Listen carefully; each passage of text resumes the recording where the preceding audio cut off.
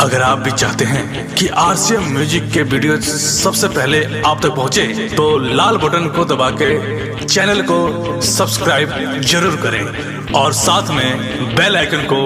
दबाना ना भूलें।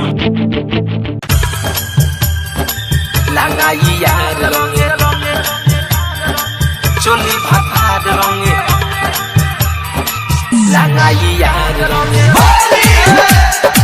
चोली भात रंगे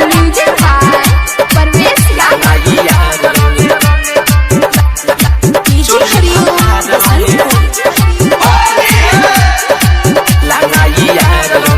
चोली भात होलिये में पानी खुश रे हरे के देनी हो घूस रे किया दे टाइट पिचकारी डाले पारा पारी लसर फसरे करे हंगरे याद रंगे चोली भातार रंगे लांगाई याद रंगे चोली भातार हाथ रंगे होलिये में बानी खुश रे के देनी हो घूस रे किया दे टाइट पिचकारी डाले पारा पारी लसर फसरे करे हंगरे याद रंगे चोली भातार रंगे लांगाई याद रंगे चोली भातार रंगे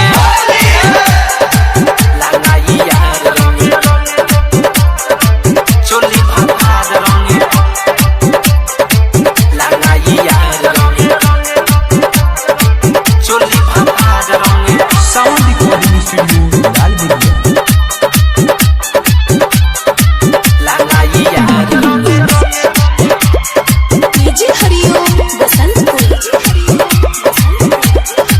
लांगाई याद रंगे चोली भातार रंगे पीले भातार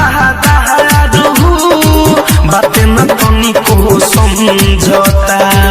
उठावे रवे फायदा दुनु जो बनामा मजता पीले भातार बातें न तनी को समझौता उठावे रवे फायदा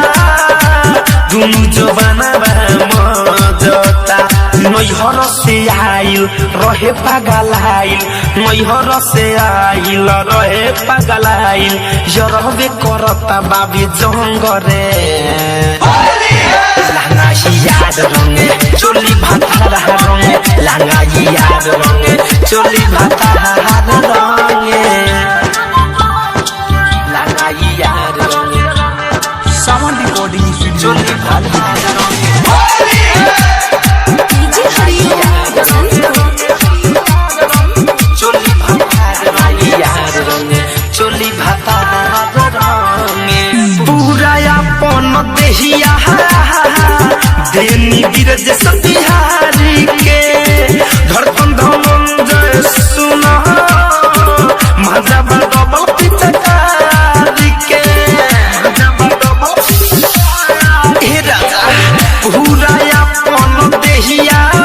देनी परवेश बीरज सतिहारी के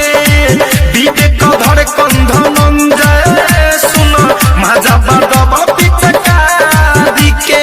परमोदगिरी लगा के फिटकीरी परमोदगिरी लगा के फिटकीरी कह देला हमारा के तंग रे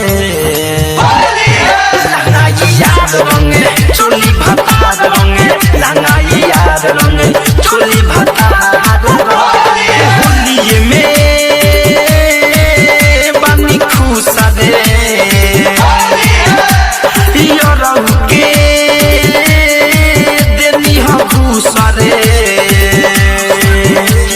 टाइट पिचकारी डाले पारा पारी लसर फसर करे हंगरे याद रंगे चोली भातार रंगे लांगाई याद रंगे चोली भातार